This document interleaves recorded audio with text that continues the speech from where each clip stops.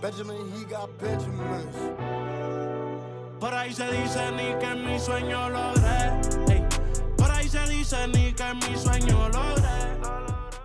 Nouvel épisode de Rêver Grand, les frérots, dans lequel je vous documente absolument tout mon parcours d'e-commerçant. Pour cet épisode, on va se retrouver à Bali. Je vais aller à la rencontre de plusieurs e-commerçants et on va les taffer un peu au soleil. Donc c'est parti, je vous emmène avec moi direction Bali. Allez, let's go!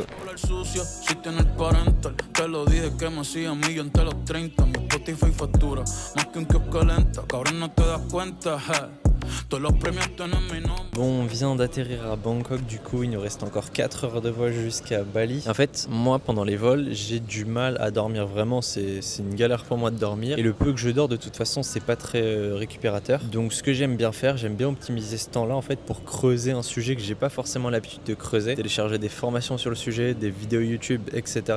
des PDF. Voilà, j'aimerais vraiment bien creuser le sujet à fond. Et là justement, pendant ce vol-là, c'est un des sujets que je creuse actuellement, c'est tout ce qui concerne la productivité. À une certaine échelle, plus tu grossis et plus l'impact de ton travail aura aussi un impact en fait sur tes résultats. Parce que faire grossir de 2% en fait ton chiffre d'affaires par mois sur 1000 euros, c'est rien du tout, mais quand tu commences à faire des centaines de milliers d'euros chaque mois, ça peut commencer à être très très impactant en fait à la fin du mois. Et en fait, ces derniers temps, mes sessions de travail, elles sont de moins en moins productives. Je le ressens vraiment, je suis très distrait par mon téléphone, par des messages à droite à gauche des équipes, par les notifications de Twitter, Insta, etc. J'aime bien répondre à tout le monde. Enfin bref, ça me distrait tout le temps. De temps en temps, je me perds dans des réels sur Insta ou quoi. Et enfin bref, vraiment des trucs à la con. Et ça, c'est quelque chose que je dois corriger assez rapidement. Et justement, j'ai commencé à vraiment creuser la notion de deep work et de productivité. Et il y a quelque chose d'assez marrant en fait sur la productivité. Donc déjà, ce qu'on peut retenir en particulier, c'est en fait le fait que bosser 2-3 heures, si elles sont archi productives, ça peut être tout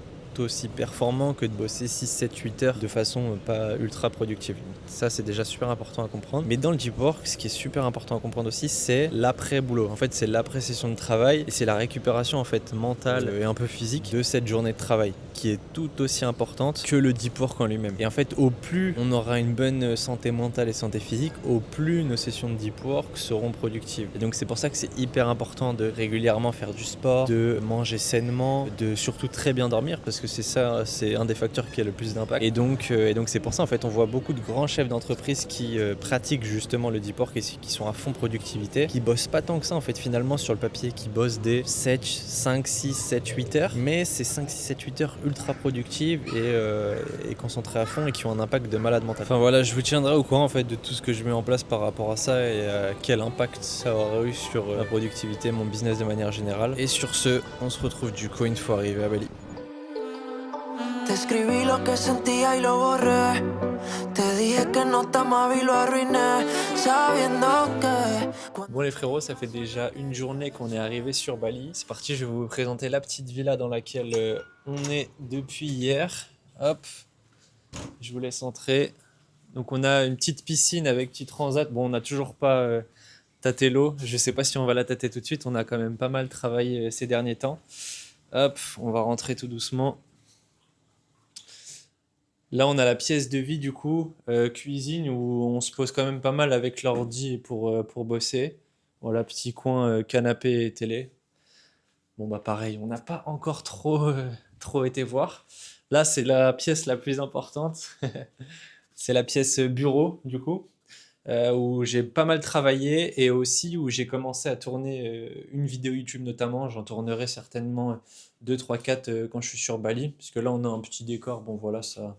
C'est assez sympa, ça rend pas trop dégueu sur la vidéo. Là, il y a une petite buanderie, mais bon, ça sert à pas grand-chose.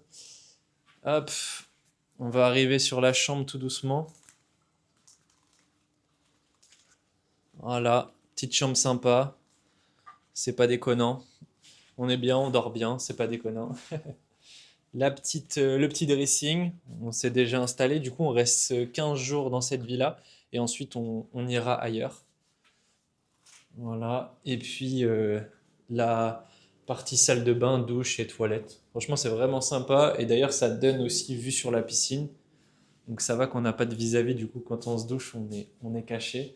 Mais voilà, franchement c'est sympa, on lock-in ici pendant 15 jours. D'ailleurs on va finir de se préparer tout doucement. Ce soir on va un event international, c'est pas forcément que e-com. Donc on va rencontrer des personnes de tout type de pays et aussi sur plusieurs business. Voilà, ça va être intéressant, on va rester 1 heure ou 2 histoire de voir qui est sur Bali. Et puis après-demain, ce sera l'event e-com que j'organise.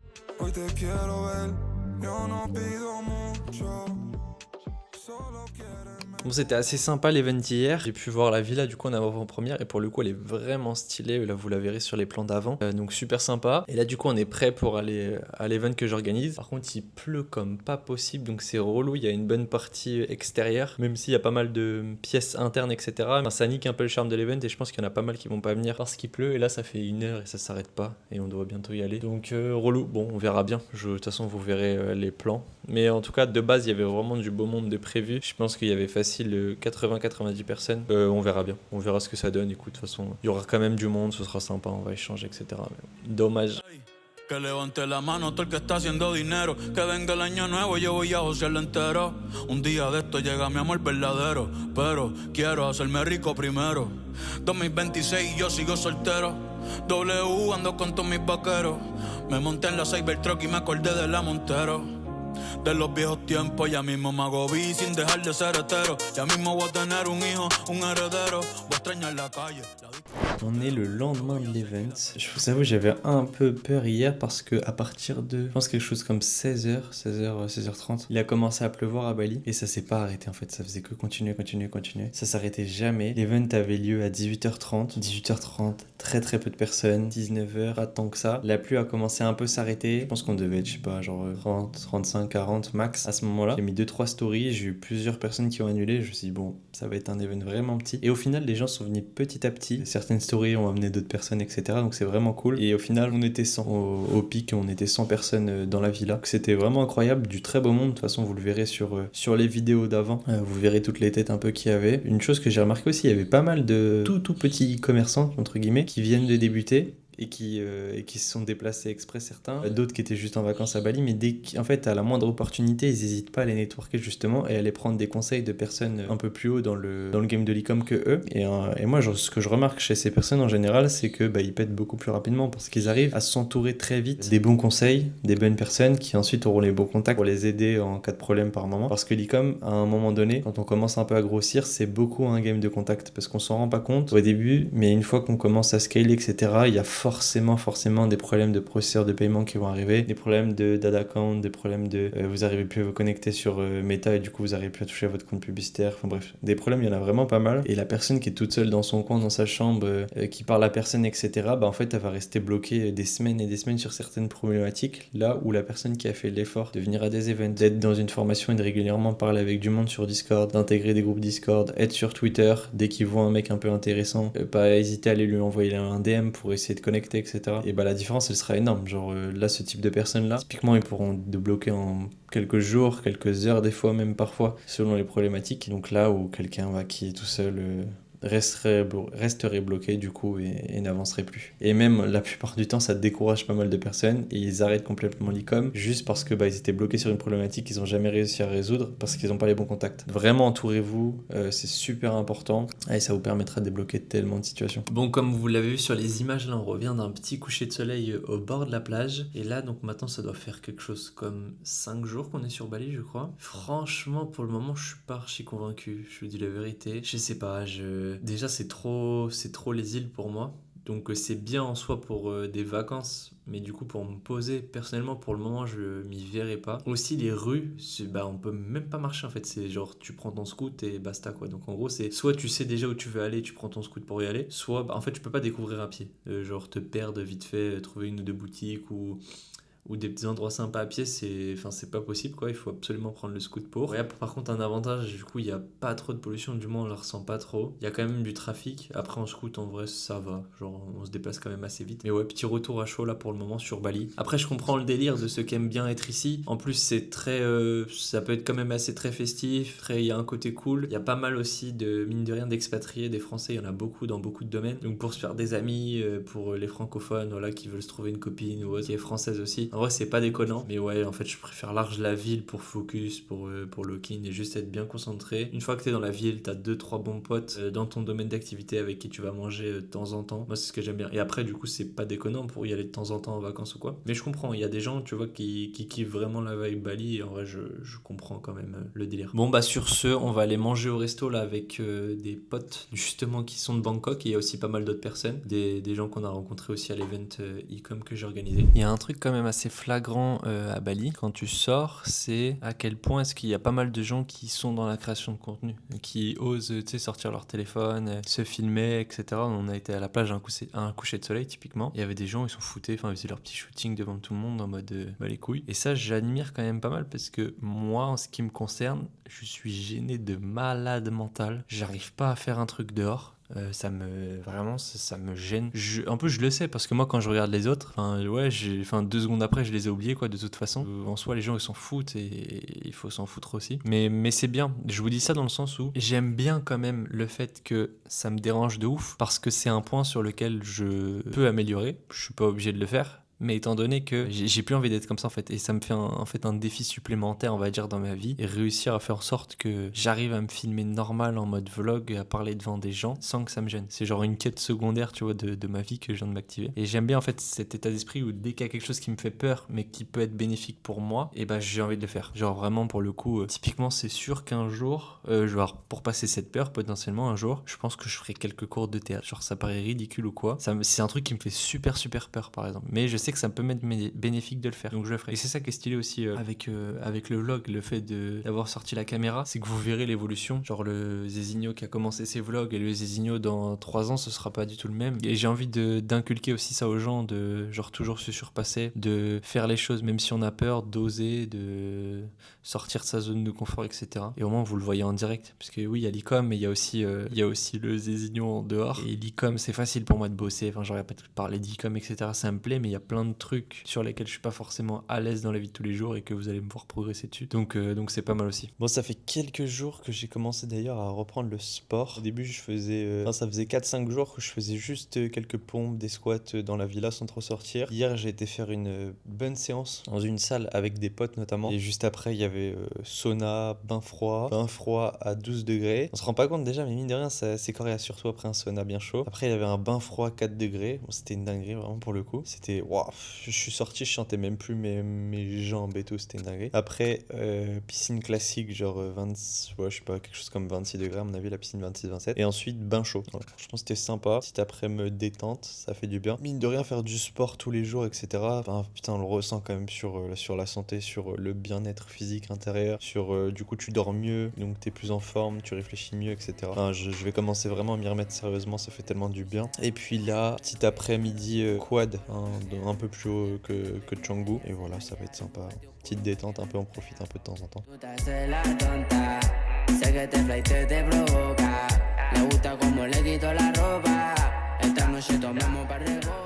Bon bah let's go, dernier event e-com à Bali, donc c'est l'event de Mousse, c'est le 3e que je fais ici, donc c'est parti, on se retrouve à l'event e-com.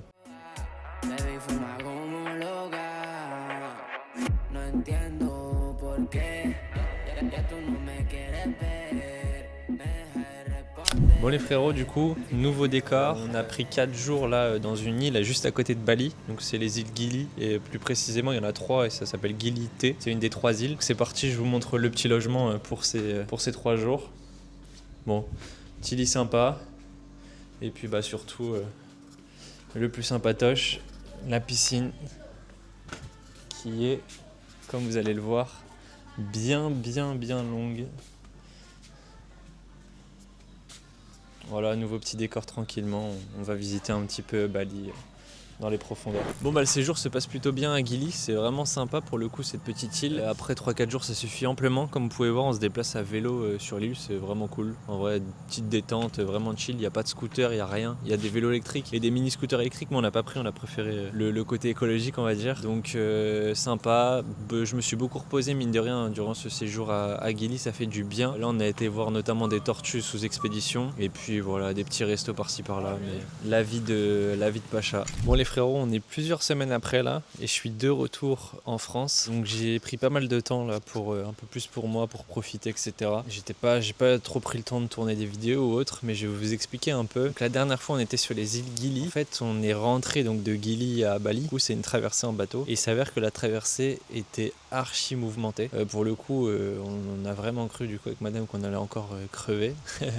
En vrai c'était assez impressionnant. Il y avait des vagues de malades mentaux. La vitre du je sais pas comment on appelle ça, le capitaine du bateau quoi, elle a pété, genre c'était vraiment des trucs de fou, genre en fait le bateau passait sous les vagues, on avait vraiment l'impression qu'on allait couler quoi, tout simplement. Ça a duré 5-10 minutes, c'était hardcore. Et du coup ensuite une fois arrivé sur la terre ferme, je me suis un peu renseigné et en fait il s'avère que c'est normal, le retour Gili vers Bali est souvent mouvementé comme ça et c'est pour ça que les membres de l'équipage ils avaient l'air plutôt calmes en fait dans ces vagues de ouf. Donc voilà, bon, au moins vous êtes prévenus si jamais vous allez à Gili, le retour est très mouvementé. Et du coup je vais vous faire un petit point là sur Bali. Donc j'ai passé 1 mois à Bali, qu'est-ce que j'en pense, etc. Je vous avoue que je suis un peu mitigé. D'un point de vue travail toute l'année, personnellement je n'aimerais pas. Je me vois pas là-bas plus de 4, 5, 6 mois dans l'année. Par contre d'un point de vue vacances, pour le coup c'est vraiment stylé. Si vous y allez, je sais pas, 3 semaines, 1 mois et demi là-bas par an, là, pour le coup c'est vraiment sympa. En plus de ça il y a pas mal d'e-commerçants, donc ça vous permet de faire des rencontres aussi. D'un point de vue networking, il y a souvent des dîners qui sont faits, des événements, etc. Donc ça c'est vraiment sympa. Voilà, je n'irai pas bosser toute ma vie quoi à Bali, en tout cas j'ai pas forcément ultra kiffé de ce point de vue là. Par contre ce qui est vraiment stylé avec Bali c'est le côté bouffe. Donc diète, en fait il y a beaucoup de restaurants healthy, etc. pour pas trop cher en plus, donc c'est vraiment sympa ça pour avoir une bonne diète, pour faire du sport. Il y a beaucoup de salles de sport, vous avez vraiment beaucoup de choix. Pareil, la vie est pas chère du tout, donc ça c'est vraiment sympa. Pour le coup c'est moins cher qu'à Bangkok je trouve, enfin même largement, que ce soit pour manger, que ce soit les villas, etc. Si vous avez des amis, allez-y avec des amis, prenez une villa à plusieurs, etc. ça vous reviendra pas trop cher. Et pour le coup, vous allez passer des bonnes vacances là-bas. Donc c'est vraiment sympa pour ça. Moi, ça m'a permis de reprendre une bonne routine healthy, on va dire, et de reprendre le sport, etc. Donc là, ça fait quelque chose comme 3 semaines que j'ai repris le sport à fond. Donc ça fait vraiment du bien. Et ça, j'adore Bali pour ça, pour le coup. Et dernière chose aussi, il y a le podcast Next Step qui vient de sortir. Donc c'est un podcast que je co-anime avec Kael. Kael a une agence e-com spécialisée pour les boutiques qui font un certain chiffre. Donc il est spécialisé dans le scaling. C'est partie créa et CRO à fond. Donc il m'accompagne notamment sur mes boutiques à moi. Et voilà, on lance enfin le premier épisode de Next Step, notre podcast e-commerce. Il y a 5 autres épisodes qui arrivent très prochainement avec 5 invités tous plus incroyables les uns que les autres. Donc voilà, n'hésitez pas à aller vous abonner à la chaîne et suivre un peu ce qui va se passer. Il y aura beaucoup de value qui sera envoyée là-bas. Donc voilà, c'était l'épisode 5 de Rêver Grand. Continuez de persévérer, continuez de charbonner, ça marchera forcément pour vous. L'e-com c'est incroyable, prenez soin de vous et puis je vous dis à la prochaine. C'était Zizinho, ciao les gars. Los mato en la raya, seguimos on fire, aquí no se falla, nunca les